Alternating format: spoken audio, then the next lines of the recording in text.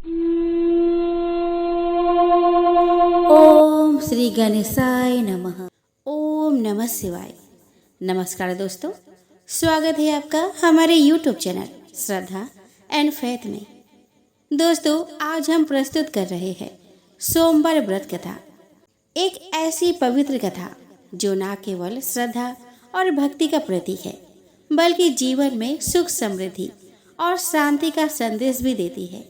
सोमवार का दिन भगवान शिव को समर्पित होता है। इस दिन का व्रत रखने से मन की शुद्धि, इच्छाओं की पूर्ति और जीवन में सकारात्मक ऊर्जा का संचार होता है। तो चलिए दोस्तों, आज के वीडियो में हम श्रवण करें सोमवार व्रत की एक चमत्कारी कथा। तो प्रेम से बोलिए हर हर महादेव। दोस्तों, आर्यावर्त में चित्रवर्मा नाम से प्रसिद्ध एक राजा थे। वे दुष्टों को दंड देने के लिए यमराज के समान समझे जाते थे। वे धर्म मर्यादाओं के रक्षक, कुमार्गगामी पुरुषों को दंड देकर राह पर लाने वाले, समस्त यज्ञों का अनुष्ठान करने वाले और शरणार्थियों को रक्षा करने में समर्थ थे। भगवान शिव और विष्णु में उनकी बड़ी भक्ति थी। राजा चित्रवर्मा ने अनेक परम पराक्रमी पुत्रों को पाकर अंत में एक सुंदर मुख वाली कन्या प्राप्त की। एक दिन राजा ने जातक के लक्षण जानने वाले श्रेष्ठ ब्राह्मणों को बुलाकर कन्या की जन्म कुंडली के अनुसार भावी फल पूछे। तब उन ब्राह्मणों में से एक बहुज्ञ विद्वान ने कहा, महाराज, यह आपकी कन्या सीमंतरी नाम से प्रसिद्ध होगी। यह भगवती उमा के भांति मंगलमयी, दमयंती के भांति परम सुंदरी, सरस्वती के समान सब कलाओं को जानने वाली और लक्ष्मी के भांति अत्यंत सद्गुणों से सुशोभित होगी। यह 10,000 वर्षों तक अपने स्वामी के साथ आनंद भोगेगी और 8 पुत्रों को जन्म देकर उत्तम सुख का उपभोग करेगी। तत्पश्चात एक दूसरे ब्राह्मण ने कहा कि यह कन्या 14वें वर्ष में विधवा हो जाएगी। यह ब्रज आघात के समान दारुण वचन सुनकर राजा 2 घड़ी तक चिंता में डूबे रहे। तदंतर सब ब्राह्मणों को विदा करके राजा ने सब कुछ भाग्य के अनुसार ही छोड़ दिया। सीमंतनी धीरे धीरे सयानी हुई। अपने सखी के मुख से भावी वैधव्य की बात सुनकर उसे बड़ा खेद हुआ। उसने चिंता मग्न होकर यज्ञ बालक के मोने की पत्नी मैत्रेय से पूछा कि माताजी, मैं आपके चरणों की शरण में आई हूँ। मुझे सौभाग्य बढ़ाने वाले सत्कर्म का उपदेश दीजिए।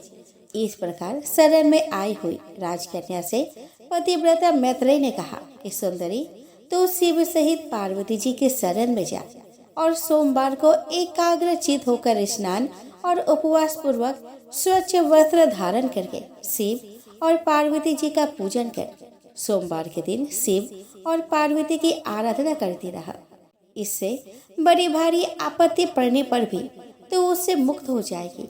घोर से घोर एवं भयंकर महाक्लेश में पड़कर भी शिव पूजा न छोड़ना। उसके प्रभाव से महान भय से पार हो जाओगी। इस प्रकार सीमंतरी को आश्वासन देकर पतिव्रता मैत्रेयी आश्रम को चली गई। राजकुमारी ने उनके कथन अनुसार भगवान शिव का पूजन आरंभ किया। निषद देश में नल की पत्नी दमयंती के गर्भ से इंद्रसेन नामक पुत्र हुआ था। राजा इंद्रसेन के पुत्र चंद्रागद हुए। नृपश्रेष्ठ चित्रवर्मा ने राजकुमार चंद्रागद को बुलाकर गुरुजनों की आज्ञा से उन्हीं के साथ अपनी पुत्री सीमंतरी का विवाह कर दिया। उस विवाह में बड़ा उत्सव हुआ। विवाह के पश्चात चंद्रागद कुछ काल तक ससुराल में ही रहे। एक दिन राजकुमार यमुना के पार जाने के लिए कुछ मित्रों के साथ नाव पर सवार हुए। भाग्यवश नाव यमुना के भंवर में मल्लाहों सहित डूब गई। यमुना के दोनों तटों पर बड़ा भारी हाहाकार मच गया। इस दुर्घटना को देखने वाले समस्त सैनिकों के विलाप से सारा आकाशमंडल गूंज उठा। डूबने वालों में से कुछ तो मर गए और कुछ ग्राहों के पेट में चले गए तथा राजकुमार आदि कुछ लोग उस महाजल में अदृश्य हो गए। यह समाचार सुनकर राजा चित्रवर्मा बड़े व्याकुल हुए और यमुना के किनारे आकर मूर्छित होकर गिर पड़े। सीमंतनी ने भी जब यह समाचार सुना तब वह अचेत होकर धरती पर गिर पड़ी। राजा इंद्रसेन भी अपने पुत्र के डूबने का समाचार पाकर रानियों सहित बहुत दुखी हुए और सूद बूद खोकर गिर पड़े। तदंतर बड़े बूढ़ों के समझाने पर राजा चित्रवर्मा धीरे धीरे नगर में आए और उन्होंने अपनी पुत्री को धीरज बंधाया।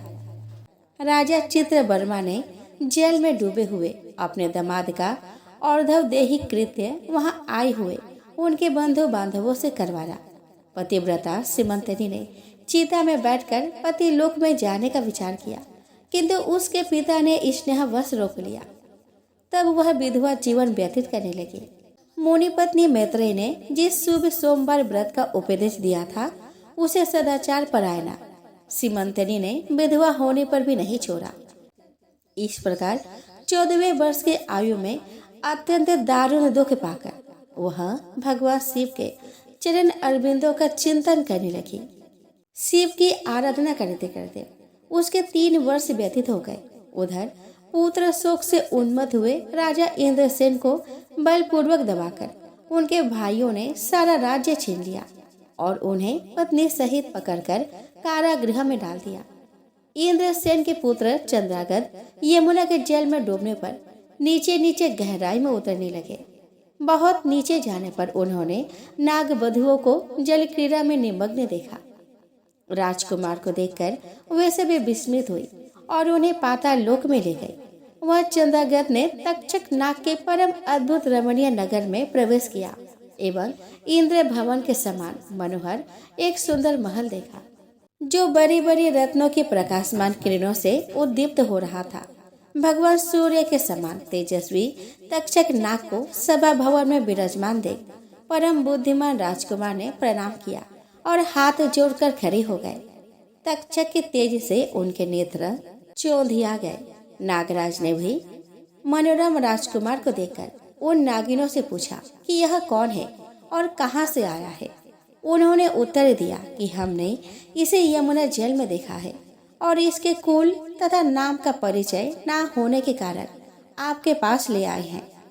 तब तक्षक ने राजकुमार से पूछा कि तुम किसके पुत्र हो, कौन हो और कौन सा तुम्हारा देश है और यहाँ पर तुम्हारा कैसे आगमन हुआ।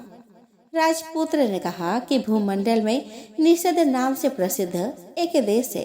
उसके स्वामी राजा नल महायशस्वी हो गए हैं। वे पुण्य श्लोक माने जाते हैं। उनके पुत्र इंद्रसेन हुए और इंद्रसेन का पुत्र मैं हुआ। मेरा नाम चंद्रागत है। मैं अभी नूतन विवाह करके ससुराल में ही टिका था और यमुना जी के जल में विहार करता हुआ दैव की प्रेरणा से डूब गया। ये नाग पत्नियां मुझे आपके पास ले आई है। जन्मांतर के उपार्जित पुण्य के प्रभाव से यह मैंने आपके चरण अरविंदों का दर्शन किया है। आज मैं धन्य हूँ। मेरे माता पिता कृतार्थ हो गए क्योंकि आपने दया करके मेरी ओर देखा और मुझसे वार्तालाप किया। इस प्रकार अत्यंत मनोहर उदारता पूर्ण वचन सुनकर तक्षक ने कहा कि राजकुमार, तुम भय न करो, धैर्य रखो और बताओ तुम संपूर्ण देवताओं में किसकी पूजा करते हो। राजकुमार ने कहा कि जो संपूर्ण देवों में महादेव कहे जाते हैं उन्हीं विश्वात्मा उमापति भगवान शिव की मैं पूजा करता हूँ, जो विधाता के भी विधाता, कारण के भी कारण और तेजों में सर्वोत्कृष्ट तेज है। वे भगवान शिव मेरी परम गति है, जो अत्यंत निकट होकर भी पाप से दूषित चित्त वाले पुरुषों के लिए बहुत दूर है तथा जिनके तेज की कोई सीमा नहीं है, जो अग्नि, भूमि, वायु, जल और आकाश में स्थित है। वे विश्वात्मा भगवान सदाशिव हम सब के लिए परम पूजनीय है। राजकुमार की यह बात सुनकर तक्षक का चित्त प्रसन्न हो गया। उनके हृदय में महादेव जी के प्रति नूतन भक्ति भाव का उदय हो आया और वे उनसे इस प्रकार बोले कि राजेंद्र नंदन, तुम्हारा कल्याण हो। मैं तुम पर प्रसन्न हूँ क्योंकि तुम बालक होकर भी सर्व उत्कृष्ट परात्पर शिव तत्व को जानते हो। देखो, ये रत्नमयी लोक है। ये मनोहर नेत्र वाले युवतियाँ है। वे मनोवांछित कामना पूर्ण करने वाले कल्प वृक्ष है तथा ये अमृत रूपी जल से भरी हुई बाबलिया है। यह मृत्यु का दारुण भय नहीं है, बुढ़ापा और रोग से यहाँ किसी को पीड़ा नहीं होती।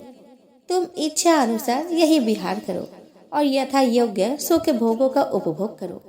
नागराज के ऐसा कहने पर राजकुमार हाथ जोड़कर बोले कि नागराज, मेरे समय पर विवाह किया है। मेरी पत्नी उत्तम व्रत का पालन करने वाली और शिव पूजा परायण है और मैं अपने माता पिता का इकलौता पुत्र हूँ। वे सब लोग इस समय मुझे मरा हुआ मानकर महान शोक से घिर गए होंगे। अतः मुझे किसी प्रकार भी यहाँ अधिक समय तक नहीं ठहरना चाहिए। आप कृपा करके मुझे उसी मनुष्य लोक में पुनः पहुँचा दीजिए। नागराज तक्षक ने कहा कि राजकुमार, तुम जब जब मेरी याद करोगे तब तब तुम्हारे सामने प्रकट हो जाऊंगा। ऐसा कहकर उन्होंने राजकुमार को एक सुंदर अश्व भेंट किया जो इच्छा के अनुसार चलने वाला था। अनेक प्रकार के द्वीपों, समुद्रों और लोकों में उसकी अप्रतिहत गति थी। इसके सिवा उन्हें रत्नमय आभूषण, दिव्य वस्त्र एवं दिव्य अलंकार भेंट किए। उनकी सहायता के लिए सारी व्यवस्था करने के पश्चात तक्षक ने जाओ कहकर प्रेम पूर्वक उन्हें विदा किया। चित्रांगद उस घोड़े पर सवार होकर निकले और थोड़ी ही देर में यमुना के जल से बाहर आकर उस दिव्य अश्व पर चढ़े हुए नदी के रमणीय तट पर पहुंच गए। इसी समय पतिव्रता सीमंतनी अपने सखियों से घिरी हुई वहां स्नान करने के लिए आई।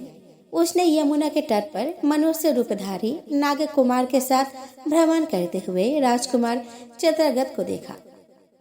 दिव्य अवसर पर आरूढ़ हुए अपूर्व आकार वाले उन राजकुमार को देखकर वह उन्हीं की ओर दृष्टि लगाए खड़ी हो गई। उसे देखकर चंद्रगत ने भी मन ही मन विचार किया कि जान पड़ता है इसे मैंने पहले भी कहीं देखा है। तत्पश्चात वे घोड़े से उतरकर नदी के किनारे आ बैठे और उस सुंदरी को बुलाकर समीप बैठाकर पूछा कि तुम कौन हो, किसकी स्त्री और किसकी कन्या हो। सीमंतनी लज्जावश स्वयं कुछ बोल ना सकी। तब उसके सखी ने सब बातें बताई। इसका नाम सीमंतनी है। यह निषद राज इंद्रसेन के पुत्र वधु युवराज चंद्रागत की रानी और महाराज चित्रवर्मा की पुत्री है। दुर्भाग्यवश इसके पति इस महाजल में डूब गए। इससे बेदबे का दुख प्राप्त करके यह बाला शोक से सूखती जा रही है। अत्यंत प्रबल शोक में भी इसने 3 बरस व्यतीत किए हैं। आज सोमवार है, इसीलिए यहाँ यमुना जी में स्नान करने के लिए आई है। इसके ससुर का राज्य भी शत्रुओं ने छीन लिया है, बलपूर्वक उस पर अधिकार जमा लिया है और वे महाराज अपने पत्नी के साथ उनकी कैद में पड़े हैं। यह सब होने पर भी यह निर्मल अंतःकरण वाली सदाचार परायण राजकुमारी प्रति सोमवार को अत्यंत भक्ति भाव के साथ पार्वती सहित महादेव जी की पूजा करते हैं। उत्तम व्रत का पालन करने वाली सीमंतनी ने अपने सखी के मुख से सब बातें कहलवाकर स्वयं भी राजकुमार से पूछा कि आप कौन हैं, आपके पार्श्ववर्ती ये दोनों पुरुष कौन हैं, आपने मेरे वृतांत को एक स्नेह की भांति क्यों सुना। महाबाहो, मुझे ऐसा जान पड़ता है कि पहले कभी मैंने आपको देखा है। आप मुझे स्वजन की भांति प्रतीत होते हैं। इतना कहकर राजकुमारी सीमंतनी नेत्रों से आंसू की धारा बहाती हुई बहुत देर तक फूट फूट कर रोती रही और मूर्छित होकर पृथ्वी पर गिर पड़ी। अपनी प्रियतमा के शोक का कारण सुनकर चंद्रागत भी शोक से व्याकुल होकर 2 घड़ी तक चुपचाप बैठे रहे। तदंतर सीमंतनी उठकर राजकुमार की ओर बारंबार निहारने लगी। उसने पहले देखे हुए अंग चिन्हों, स्वरों आदि लक्षणों, अवस्था के प्रमाण तथा रूप रंग आदि की परीक्षा करके यह निश्चय किया कि अवश्य यही मेरे पति है, क्योंकि मेरा हृदय प्रेम से अधीर होकर इन्हीं में अनुरक्त हुआ है। परंतु क्या मुझ अभागिन को अपने मरे हुए पति का दर्शन हो सकता है? यह स्वप्न है, यह भ्रम अथवा मुनि पत्नी मैत्रेयी ने जो मुझे यह कहा था कि तुम भारी से भारी विपत्ति में पड़ने पर भी इस व्रत का पालन करते रहना, उसी का तो यह फल नहीं है। एक श्रेष्ठ ब्राह्मण ने मेरा 10,000 वर्षों का सौभाग्य बतलाया था। इन ब्राह्मण देवता का यह वचन अवश्य सत्य होगा। यह ईश्वर के बिना कोई जान नहीं सकता। इधर प्रतिदिन मुझे मंगल सूचक शुभ शकुन दिखाई देते हैं। पार्वती देवी के प्राणनाथ भगवान शिव के प्रसन्न होने पर देवधारियों के लिए कौन सी वस्तु दुर्लभ हो सकती है। इस प्रकार भांति भांति से विचार करके उसका संदेह दूर हो गया। तब लज्जा से उसने अपना मुख नीचे की ओर कर लिया। उस समय राजकुमार ने कहा कि भद्रे, मैं तुम्हारे पति के सुख संतप्त माता पिता से यह समाचार बतलाने के लिए जा रहा हूँ। तुम्हारा कल्याण हो, तुम्हारे पति तुमसे शीघ्र ही मिलेंगे। यूं कहकर राजकुमार घोड़े पर सवार हुए और अपने दोनों सहायकों के साथ शीघ्र ही अपने राज्य में जा पहुँचे। वहाँ नगरोद्यान के समीप स्थित होकर उन्होंने नागराज के पुत्र को राज सिंहासन पर अधिकार जमाए बैठे उन बंधुओं के समीप भेजा। नागकुमार ने शीघ्र जाकर उन सब से कहा कि तुम सब लोग महाराज इंद्रसेन को अविलंब कारागृह से मुक्त करो और सिंहासन छोड़कर हट जाओ। महाराज के पुत्र चंद्रागत पाताल लोक से लौटकर यहाँ आई है। तुम आनाकानी ना करो, नहीं तो चंद्रागत के बाण तुम्हारे प्राण हर लेंगे। वे यमुना जी के जल में डूबकर नागराज तक्षक के घर जा पहुँचे थे। वहाँ से उनकी सहायता पाकर पुनः इस लोक में लौटे हैं। नागकुमार की कही हुई यह सारी बातें सुनकर शत्रु ने भी बहुत अच्छा कहकर उनकी आज्ञा स्वीकार की और महाराज इंद्रसेन को उनके खोए हुए पुत्र के पुनः लौट आने का समाचार बताकर उनका सिंहासन उन्हें लौटा दिया। महाराज को प्रसन्न करके भी वे लोग भयभीत बने रहे। मेरा पुत्र आ गया, यह बात सुनकर राजा प्रेम के आंसू बहाते हुए आनंद में डूब गए। यही दशा महारानी की भी थी। तदंतर सब नागरिक, वृद्ध मंत्री और पुरोहित आगे आकर चंद्रगत से मिले और उन्हें हृदय से लगाकर महाराज के समीप ले आए। अपने भवन में प्रवेश करके अश्रु वर्षा करते हुए राजकुमार ने माता पिता के चरणों में प्रणाम किया। चरणों में पड़े हुए पुत्र को उठाकर राजा ने अश्रुसिक्त हृदय से लगा लिया। फिर क्रमशः सब माताओं को प्रणाम करके उनका आशीर्वाद ले राजकुमार पूरे वासियों से मिले और उन्होंने सबके यथायोग्य सम्मान दिया। पुनः सबके साथ राजसभा में बैठकर अपना सब वृतांत पिता से निवेदन किया और नागराज तक्षक से मित्रता होने की भी बात बतलाई। राजकुमार का चरित्र देख और सुनकर राजा इंद्रसेन हर्ष से विह्वल हो उठे। उन्होंने अपने मन में यही माना कि मेरी पुत्र वधु ने भगवान महेश्वर की आराधना करके इस अनुपम सौभाग्य का अर्जन किया है। निषद राज ने यह मंगलमय वार्ता दूतों के द्वारा महाराज चित्रवर्मा को भी कहला दी। यह अमृतमयी वार्ता सुनकर महाराज चित्रवर्मा आनंद से विह्वल हो गए और बड़े वेग से उठकर उन्होंने संदेह वाहकों को उपहार में बहुत धन दिया। फिर अपने पुत्री को बुलाकर उन्होंने उसे वैधव्य के चिन्हों का परित्याग करवाया और उसे नाना प्रकार के आभूषणों से विभूषित किया। तत्पश्चात समूचे राष्ट्र के गांव और नगर आदि में बड़ा भारी उत्सव हुआ और सब लोगों ने राजकुमारी सीमंतनी के सदाचार की बड़ी प्रशंसा की। चित्रवर्मा ने इंद्रसेन के पुत्र चंद्रागत को बुलाकर सीमंतनी को उनके साथ विदा कर दिया। चंद्रागत ने तक्षक के घर से लाए हुए रत्न आदि आभूषणों के द्वारा, जो मानव मात्र के लिए अत्यंत दुर्लभ है, अपनी पत्नी को अलंकृत किया। तपे हुए सुवर्ण के समान सुशोभित 40 कोस तक जाने वाली सुगंध से युक्त दिव्य अंगराग से सीमंतनी की बड़ी शोभा हो रही थी। कमल के केसर के समान रंग वाले कल्प वृक्ष के पुष्पों से बनी हुई और कभी न कुमिलाने वाली माला भी सती सीमंतनी की शोभा बढ़ा रही थी। इस प्रकार शुभ मुहूर्त में अपनी पत्नी को साथ लेकर ससुर की आज्ञा से चंद्रागत पुनः अपने नगरी में आए। महाराज इंद्रसेन ने अपने पुत्र को राज सिंहासन पर बैठाकर तपस्या द्वारा भगवान शिव की आराधना करके योगी पुरुषों को उपलब्ध होने वाली उत्तम गति प्राप्त की। राजा चंद्रागत ने अपने धर्मपत्नी सीमंतनी के साथ 10,000 वर्षों तक नाना प्रकार के विषयों का भोग किया। उन्होंने 8 पुत्रों एवं 1 कन्या को जन्म दिया। सीमंतनी प्रतिदिन भगवान महेश्वर की पूजा करती हुई अपने स्वामी के साथ सुख पूर्वक रहने लगी। उसने सोमवार के व्रत के प्रभाव से अपना खोया हुआ सौभाग्य प्राप्त कर लिया। सौनक जी बोले कि हे महाभाग सूर्य जी, आप सर्वज्ञ है। हे महामते, आपके कृपा प्रसाद से मैं बारंबार कृतार्थ हुआ। इस इतिहास को सुनकर मेरा मन अत्यंत आनंद में निमग्न हो रहा है। अतः आप भगवान शिव में प्रेम बढ़ाने वाली शिव संबंधिनी दूसरी कथा को कहिए। अमृत पीने वालों को लोक में कहीं मुक्ति नहीं प्राप्त होती, किंतु भगवान शंकर के कथा अमृत का पान तो प्रत्यक्ष ही मुक्ति देने वाला है। सदा शिव की जिस कथा के सुनने मात्र से मनुष्य शिवलोक प्राप्त कर लेता है, वह कथा धन्य है, धन्य है। और कथा का श्रवण कराने वाले आप भी धन्य है।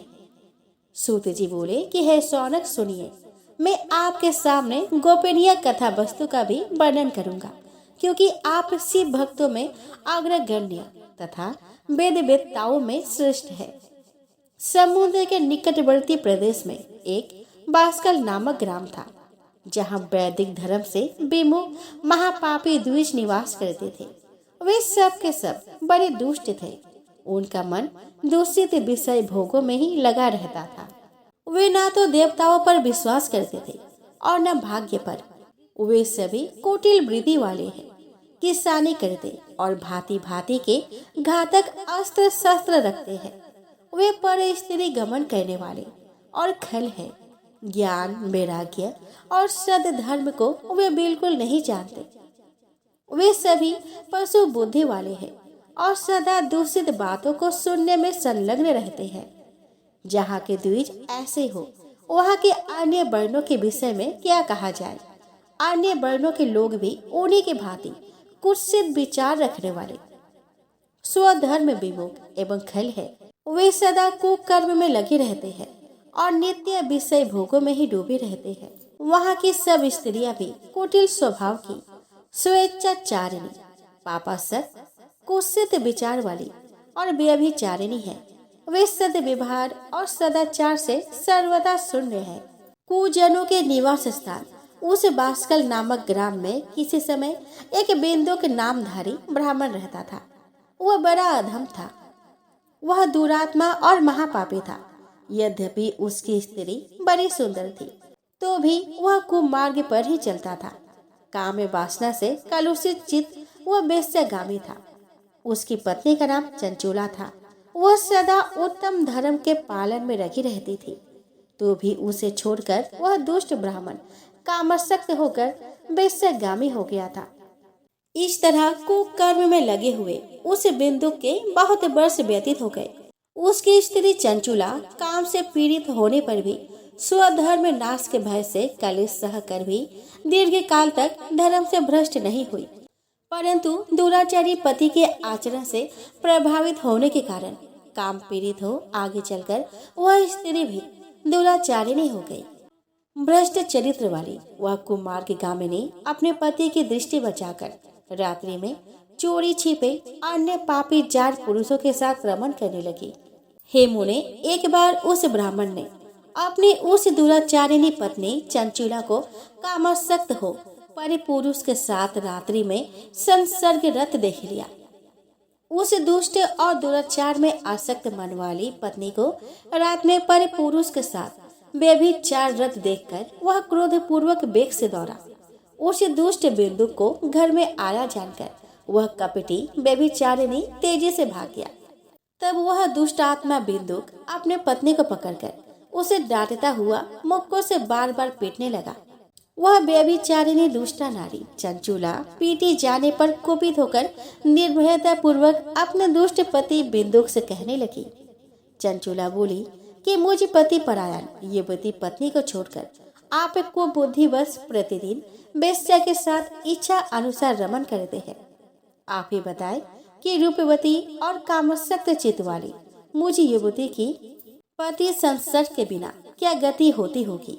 मैं अत्यंत सुंदर हूँ तथा नव यौवन से उन्मत्त हूँ। आपके संसर्ग के बिना व्यथित चित्त वाली मैं कामजन्य दुख को कैसे सह सकती हूँ। सूत जी बोले कि उस स्त्री के इस प्रकार कहने पर बिंदुक कहने लगा। बिंदुक बोला कि काम से व्याकुल चित होकर तुमने यह सत्य ही कहा है। हे प्रिय, तुम भय त्याग दो। मैं जो तुमसे हित की बात कहता हूँ उसे सुनो। तुम निर्भय होकर नित्य पर पुरुष के साथ संसर्ग करो, उन्हें संतुष्ट करके उनसे धन खींचो। वह सारा धन वेश्या के प्रति आसक्त मन वाले मुझको दे दिया करो। इससे तुम्हारा और मेरा दोनों का ही स्वार्थ सिद्ध हो जाएगा। सूत जी बोले कि पति का यह वचन सुनकर उसकी पत्नी चंचुला ने प्रसन्न होकर उसकी कही बात मान ली। उन दोनों दुराचारी पति पत्नी ने इस प्रकार समझौता कर लिया तथा वे दोनों निर्भय चित्त से कुकर्म में लीन हो गए। इस तरह दुराचार में डूबे हुए उन मूढ़ चित्त वाले पति पत्नी का बहुत सा समय व्यर्थ बीत गया। तदंतर शूद्र जातीय वेश्या का पति बना हुआ वह दूषित बुद्धि वाला दुष्ट ब्राह्मण बिंदु समय अनुसार मृत्यु को प्राप्त हो नरक में जा पड़ा। बहुत दिनों तक नरक के दुख भोगकर वह मूढ़ बुद्धि पापी विंध्या पर्वत पर भयंकर पिशाच हुआ। इधर उस दुराचारी पति बिंदु के मर जाने पर वह मूढ़ हृदया चंचूला बहुत समय तक पुत्रों के साथ अपने घर पर ही रही। इस प्रकार प्रेम पूर्वक कामासक्त होकर जारों के साथ विहार करती हुई उस चंचूला नामक स्त्री का कुछ यौवन समय के साथ ढलने लगा।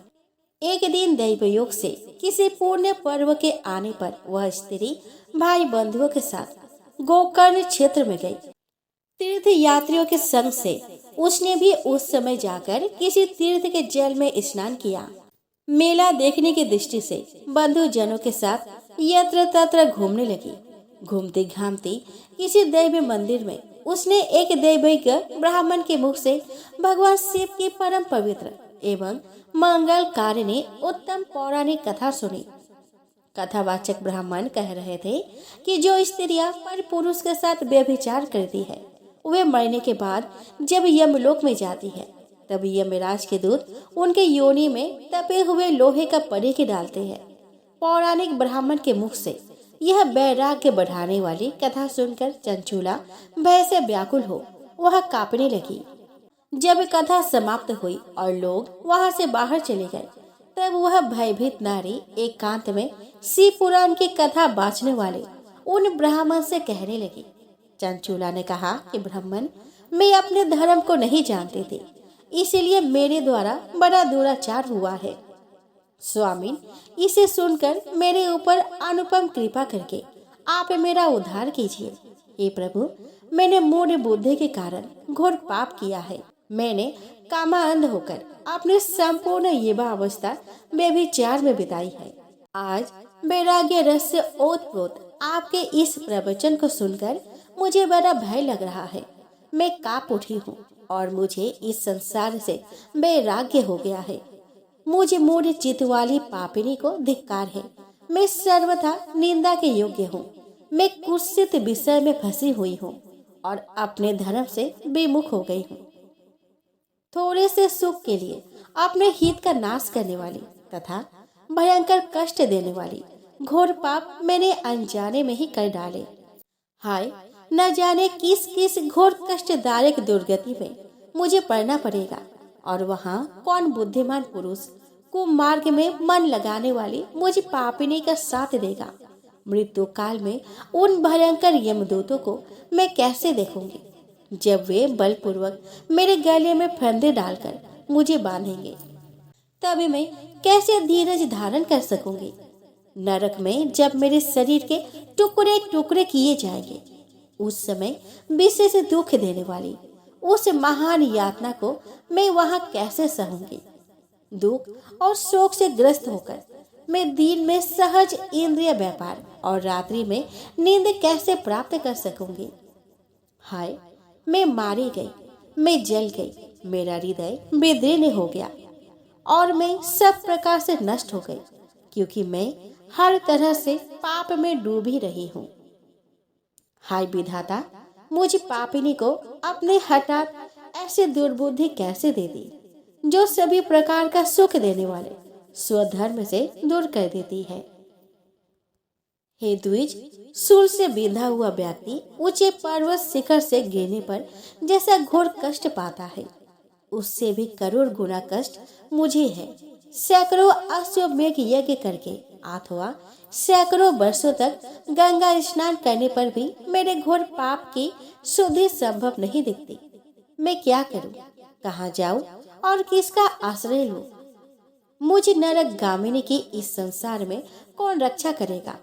हे ब्राह्मण, आप ही मेरा गुरु है, आप ही माता और आप ही पिता है।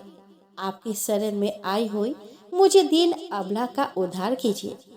सूत जी बोले कि हे सौनक, इस प्रकार खेद और वैराग्य से युक्त हुई चंचूला उस ब्राह्मण के चरणों में गिर पड़ी। तब उन बुद्धिमान ब्राह्मण ने कृपा पूर्वक उसे उठाकर इस प्रकार कहा। ब्राह्मण बोले कि सौभाग्य की बात है कि भगवान शंकर की कृपा से शिव पुराण के इस वैराग्य युक्त तथा श्रेष्ठ कथा को सुनकर तुम्हें समय पर चेत हो गया है। हे ब्राह्मण पत्नी, तुम डरो मत, भगवान शिव के शरण में जाओ। शिव की कृपा से सारा पाप तत्काल नष्ट हो जाता है। मैं तुमसे भगवान शिव की कीर्ति कथा से युक्त उस परम वस्तु का वर्णन करूंगा जिससे तुम्हें सदा सुख देने वाली उत्तम गति प्राप्त होगी।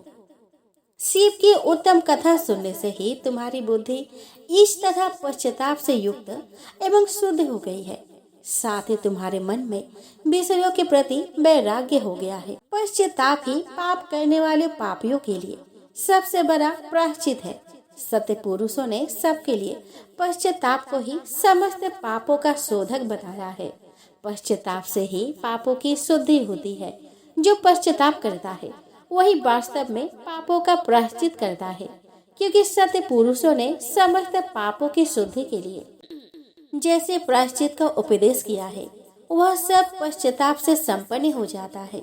जो पुरुष विधि पूर्वक प्रायश्चित करके निर्भय हो जाता है पर अपने कुकर्म के लिए पश्चाताप नहीं करता, उसे प्रातः उत्तम गति नहीं प्राप्त होती। परंतु जिसे अपने कुकृत्य पर हार्दिक पश्चाताप होता है वो अवश्य उत्तम गति का भागी होता है, इसमें संशय नहीं है। इस शिव पुराण की कथा सुनने से जैसी चित्त शुद्धि होती है वैसी दूसरे उपाय से नहीं होती। जैसे दर्पण साफ करने पर निर्मल हो जाता है, उसी प्रकार इस शिव पुराण की कथा से चित्त अत्यंत शुद्ध हो जाता है, इसमें संशय नहीं है। मनुष्य के शुद्ध चित्त में जगदम्बा पार्वती सहित भगवान शिव विराजमान रहते हैं। इससे वह विशुद्ध आत्मा पुरुष श्री सांबे सदा शिव के परम पद को प्राप्त होता है।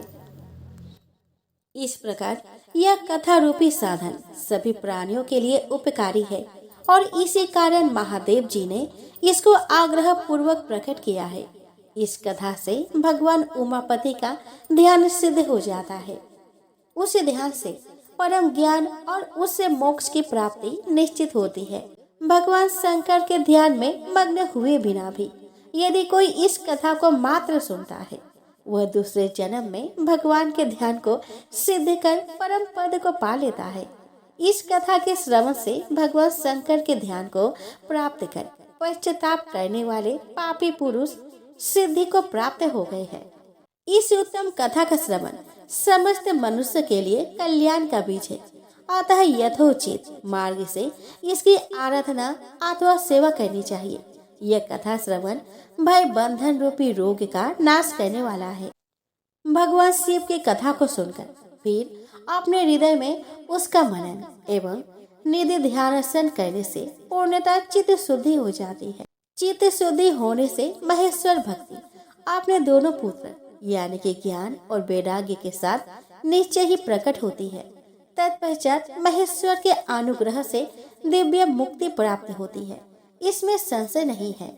जो शिव भक्ति से वंचित है उसे पशु समझना चाहिए, क्योंकि उसका चित्त माया के बंधन में आसक्त है। वह निश्चय ही संसार बंधन से मुक्त नहीं हो पाता।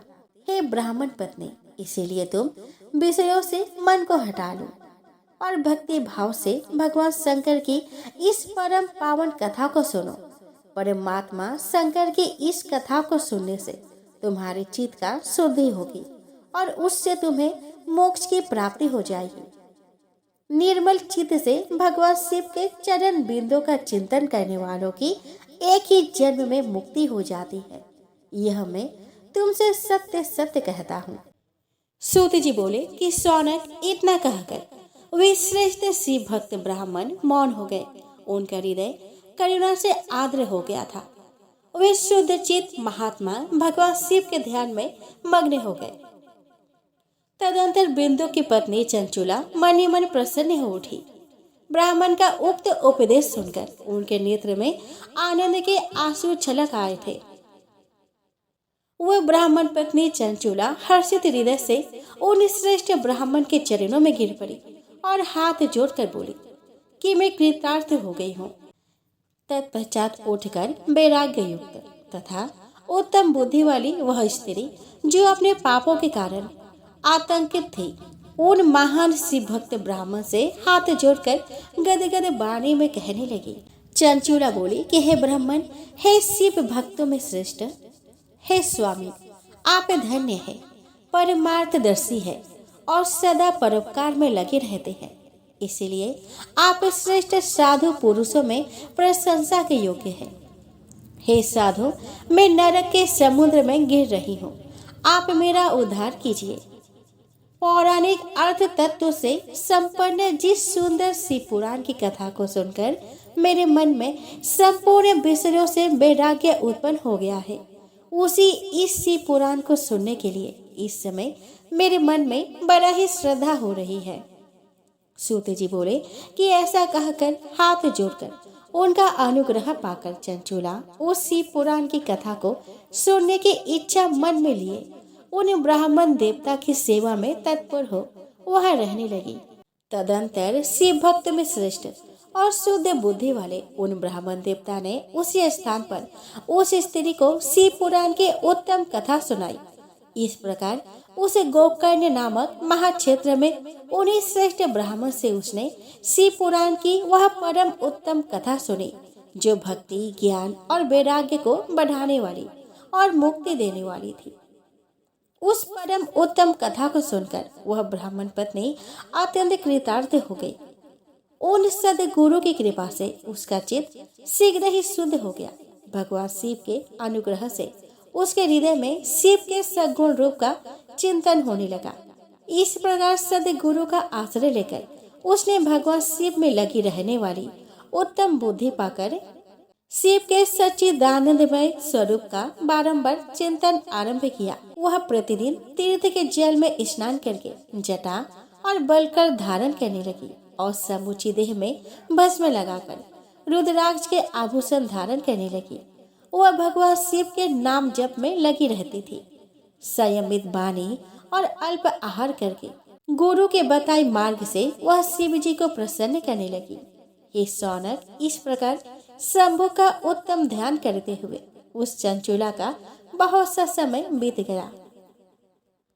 तत्पश्चात समय के पूर्ण होने पर भक्ति, ज्ञान और वैराग्य से युक्त हुई चंचुला ने अपने शरीर को बिना किसी कष्ट के त्याग दिया। इतने में ही त्रिपुर शत्रु भगवान शिव का भेजा हुआ एक दिव्य विमान द्रुत गति से वहां पहुंचा, जो उनके अपने गरुड़ से संयुक्त और भांति भांति के शोभा साधनों से संपन्न था। चंचुला उस विमान पर आरूढ़ हुई और भगवान शिव के श्रेष्ठ पार्षदों ने उसे तत्काल शिवपुरी पहुंचा दिया। उसके सारे मन भूल गए थे। वह दिव्य रूप धारिणी दिव्यांगना हो गई थी। उसके दिव्य अवयव उसकी शोभा बढ़ाते थे। मस्तक पर अर्ध चंद्र का मुकुट धारण किए वह गौरांगी देवी शोभाशाली दिव्य आभूषणों से विभूषित थी। वहां पहुंचकर उसने त्रिनेत्रधारी महादेव जी को देखा। ब्रह्मा, विष्णु आदि देवता उन सनातन शिव की सेवा कर रहे थे। गणेश, भृंगी, नंदीश, वीरभद्रेश्वर आदि गण उत्तम भक्ति के साथ उनकी उपासना कर रहे थे। उनके अंग कांति करोड़ों सूर्य के समान प्रकाशित हो रही थी। कंठ में नील चिन्ह शोभा पाता था। उनके 5 मुख थे और प्रत्येक मुख में 3-3 नेत्र थे। मस्तक पर अर्ध चंद्राकार मुकुट शोभा देता था। उन्होंने अपने वाम अंग में गौरी देवी को बैठा रखा था, जो विद्युत पुंज के समान प्रकाशित थी। गौरीपति महादेव जी की कांति कपूर के समान गौर थी। उन्होंने सभी अलंकार धारण कर रखे थे। उनका सारा शरीर श्वेत भस्म से भासित था। शरीर पर श्वेत वस्त्र शोभा पा रहे थे। वे अत्यंत उज्जवल वर्ण के थे। इस प्रकार परम उज्जवल भगवान शंकर का दर्शन करके वह ब्राह्मण पत्नी चंचुला बहुत प्रसन्न हुई। अत्यंत प्रीति युक्त होकर उसने बड़ी उतावली के साथ भगवान को बारंबार प्रणाम किया। फिर हाथ जोड़कर वह बड़े प्रेम, आनंद और संतोष से युक्त हो विनीत भाव से खड़ी हो गई।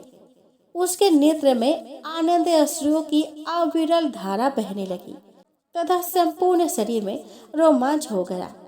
उस समय भगवती पार्वती और भगवान शंकर ने उसे बड़ी करुणा के साथ अपने पास बुलाया और सौम्य दृष्टि से उसकी ओर देखा। पार्वती जी ने तो दिव्य रूप धारिणी बिंदुक प्रिया चंचुला को प्रेम पूर्वक अपने सखे बना लिया। वह उस परम आनंद घर ज्योति स्वरूप सनातन धाम में अविचल निवास पाकर दिव्य सौख्य से संपन्न हो अक्षय सुख का अनुभव करने लगी। दोस्तों, एक समय की बात है। किसी नगर में एक साहूकार रहता था। उसके घर में धन की कोई कमी नहीं थी, लेकिन उसकी कोई संतान नहीं थी। इस कारण वह बहुत दुखी था। पुत्र प्राप्ति के लिए वह प्रत्येक सोमवार व्रत रखता था और पूरी श्रद्धा के साथ शिव मंदिर जाकर भगवान शिव और पार्वती जी की पूजा करता था। उसकी भक्ति देखकर एक दिन माँ पार्वती प्रसन्न हो गई और भगवान शिव से उस साहूकार की मनोकामना पूर्ण करने का आग्रह किया। पार्वती जी की इच्छा सुनकर भगवान शिव ने कहा कि हे पार्वती, इस संसार में हर प्राणी को उसके कर्मों का फल मिलता है और जिसके भाग्य में जो हो उसे भोगना ही पड़ता है। लेकिन पार्वती जी ने साहूकार की भक्ति का मान रखने के लिए उसकी मनोकामना पूर्ण करने की इच्छा जताई। माता पार्वती के आग्रह पर शिव जी ने साहूकार को पुत्र प्राप्ति का वरदान तो दे दिया, लेकिन साथ ही यह भी कहा कि उसके बालक की आयु केवल 12 वर्ष होगी। माता पार्वती और भगवान शिव की बातचीत को साहूकार सुन रहा था। उसने ना तो इस बात की खुशी थी और ना ही दुख। वह पहले की भांति शिव जी का पूजा करता रहा। कुछ समय के बाद साहूकार के घर एक पुत्र का जन्म हुआ। जब वह बालक 11 वर्ष का हुआ तो उसे पढ़ने के लिए काशी भेज दिया गया। साहूकार ने पुत्र के मामा को बुलाकर उसे बहुत सारा धन दिया और कहा कि तुम इस बालक को काशी विद्या प्राप्ति के लिए ले जाओ और मार्ग में यज्ञ कराना। जहाँ भी यज्ञ कराओ वहाँ ब्राह्मणों को भोजन कराओ और दक्षिणा देते हुए जाना।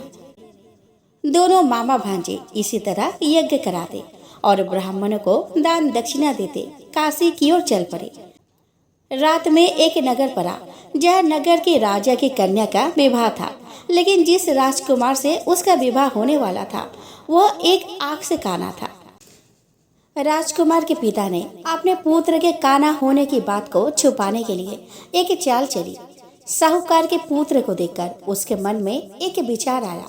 उसने सोचा कि क्यों ना इस लड़के को दूल्हा बनाकर राजकुमार से विवाह करा दूं। साहूकार के पुत्र को देखकर उसके मन में एक विचार आया। उसने सोचा कि क्यों ना इस लड़के को दूल्हा बनाकर राजकुमारी से विवाह करा दूं। विवाह के बाद इसको धन देकर विदा कर दूंगा और राजकुमारी को अपने नगर ले आऊंगा। लड़के को दूल्हे के वस्त्र पहनाकर राजकुमारी से विवाह कर दिया गया, लेकिन साहूकार का पुत्र ईमानदार था। उसे यह बात न्याय संगत नहीं लगी। उसने अवसर पाकर राजकुमारी के चुनने के पल्ले पर लिखा कि तुम्हारा विवाह तो मेरे साथ हुआ है, लेकिन जिस राजकुमार के संग तुम्हें भेजा जाएगा वह एक आंख से काना है। मैं तो काशी पढ़ने जा रहा हूँ। जब राजकुमारी ने चुन्नी पर लिखी बातें पढ़ी तो उसने अपने माता पिता को यह बात बताई। राजा ने अपने पुत्री को विदा नहीं किया, जिससे बारात वापस चली गई। दूसरी ओर साहूकार का लड़का और उसका मामा काशी पहुँचे और वहां जाकर उन्होंने यज्ञ किया। जिस दिन लड़के की आयु 12 साल की हुई उसी दिन यज्ञ रखा गया। लड़के ने अपने मामा से कहा कि मेरी तबीयत कुछ ठीक नहीं है। मामा ने कहा कि तुम अंदर जाकर सो जाओ। शिव जी के वरदान अनुसार कुछ ही देर में उस बालक के प्राण निकल गए। मृत भांजे को देखकर उसके मामा ने विलाप शुरू कर दिया। संजोग बस उसी समय शिव जी और माता पार्वती उधर से जा रहे थे। पार्वती जी ने भगवान से कहा कि स्वामी, मुझे इसके रोने के स्वर सहन नहीं हो रहा, आप इस व्यक्ति के कष्ट को अवश्य दूर करें। जब शिव जी मृत बालक के समीप गए तो वह बोले कि यह उसी साहूकार का पुत्र है जिसे मैंने 12 वर्ष की आयु का बलिदान दिया था। अब इसकी आयु पूरी हो चुकी है। लेकिन मातृ भाव से विभोर माता पार्वती ने कहा कि हे महादेव, आप इस बालक को और आयु देने का कृपा करें, अन्यथा इसके वियोग में इसके माता पिता भी तड़प तड़प कर मर जाएंगे। माता पार्वती के आग्रह पर भगवान शिव ने उस लड़के को जीवित होने का वरदान दिया। शिव जी की कृपा से वह लड़का जीवित हो गया। शिक्षा समाप्त करके लड़का मामा के साथ अपने नगर की ओर चल दिया। दोनों चलते हुए उसी नगर में पहुंचे जहां उसका विवाह हुआ था। उस नगर में भी उन्होंने यज्ञ का आयोजन किया। उस लड़के के ससुर ने उसे पहचान लिया और महल में ले जाकर उसकी खातिरदारी की और अपनी पुत्री को विदा किया। इधर साहूकार और उसकी पत्नी भूखे प्यासे रहकर बेटे की प्रतीक्षा कर रहे थे। उन्होंने प्रण कर रखा था कि यदि उन्हें अपने बेटे की मृत्यु का समाचार मिला तो वह भी प्राण त्याग देंगे, परंतु अपने बेटे के जीवित होने का समाचार पाकर वह बेहद प्रसन्न हुए। उसी रात भगवान शिव ने व्यापारी के स्वप्न में आकर कहा कि हे सृष्टि, मैंने तेरे सोमवार के व्रत करने और व्रत कथा सुनने से प्रसन्न होकर तेरे पुत्र को लंबे आयु प्रदान की है। इसी प्रकार जो कोई सोमवार व्रत करता है या कथा सुनता या पढ़ता है, उसके सभी दुख दूर होते हैं और समस्त मनोकामनाएं पूर्ण होती है।